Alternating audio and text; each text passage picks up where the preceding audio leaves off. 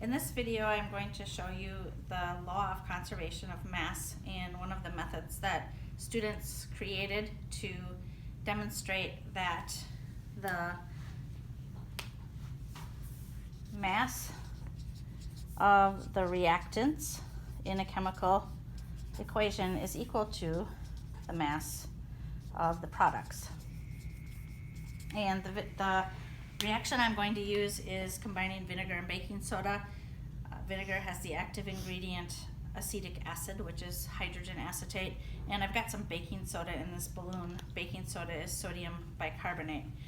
So I'm going to show you the system that students designed to test this. They decided that they were going to put the vinegar into a container. Some used a graduated cylinder like this. Some students used a flask like this, and both methods involved putting some baking soda in a balloon and then getting the mass of the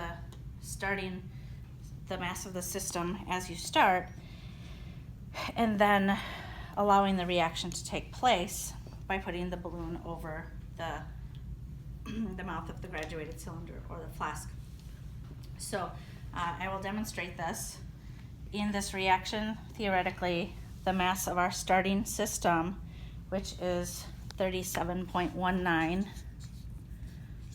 grams, should not change after the ingredients have been combined. So I will go ahead and put this on there. I will try. So I'm going to put this on there, and then I'm going to just open this balloon up so that the baking soda could drop down in there. You can see that the reaction is producing lots of bubbles. There's gas forming, it's inflating the balloon. And let's just watch. I'll make sure this is zeroed.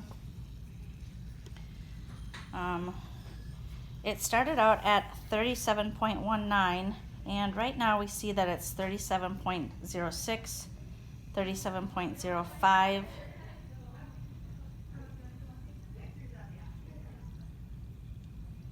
and it looks like it's going to stop there. Now, this is a sealed system, and all of the atoms are still there.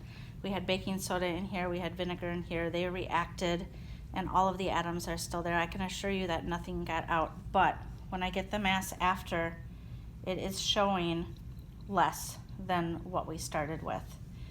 And the problem with this design is a process called buoyancy. Whenever you have a gas concentrated in one area, there's a process that takes place called lift, and the air currents are exerting a force on the bottom of this container, which has the gas on it, and that force is called lift, and it's actually lifting up on the system and allowing it to give the appearance that it has much less mass than it actually does. Now it's down to 37.03. So as a way to change this outcome, I challenged students to design an experiment in which this reaction could take place in a closed environment in which we were not going to be collecting a gas that collected in an area like in a balloon or a baggie or anything like that. And it had to be a system that could withstand the pressure of that gas. The pressure is pretty tight.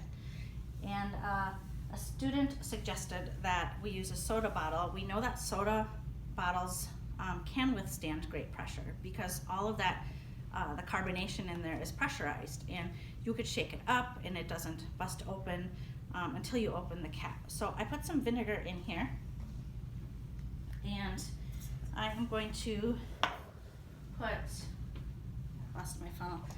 I am going to put a bunch of baking soda in here.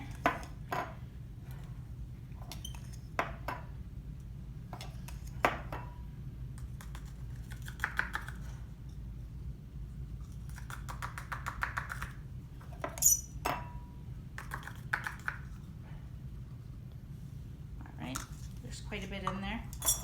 And I'm going to drop the baking soda in there. The balloon is just serving as a way to slow everything down, to not let the ingredients react right away while I twist the cover on. So if I get the cover, I'll zero this again.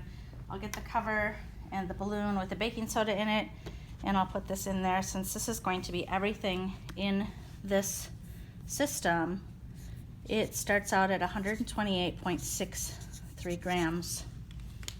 And I will prepare myself to get the cover on there as soon as I drop this.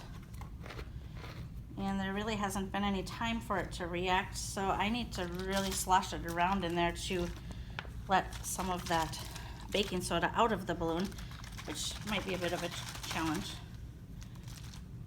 So you can see that there is some bubbling taking place. You can see it it's coming out of the balloon there. Twist and turn. And while this reacts, I'll put it on the scale. And you can see that it looks like it's down like 0.01 grams. And the reaction is still taking place. And as this reaction takes place, you can see that the number hasn't changed. So this system is the same reaction that occurred here, except that in this case we concentrated our gas in this area, and this gas took up this area that wasn't taken up by gas before. In this system, all of this space was occupied by gas, so the amount of air currents is not affecting it the same way. So this demonstrates law of conservation of mass.